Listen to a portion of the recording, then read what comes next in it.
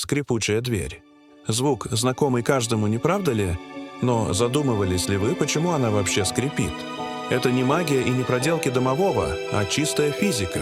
Давайте разберемся. Все дело в трении. Когда вы открываете или закрываете дверь, металлические части петель трутся друг от друга. Со временем смазка в петлях высыхает или загрязняется пылью. Без смазки трение между поверхностями резко возрастает. Вместо плавного скольжения металл начинает цепляться и вибрировать. Эти микровибрации и создают тот самый неприятный скрип, который мы слышим.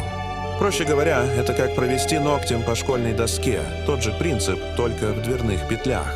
Так что если ваша дверь начала издавать жуткие звуки, не паникуйте. Просто пора ее смазать. Надеюсь, было интересно. Подписывайтесь на канал, чтобы узнать больше о науке вокруг нас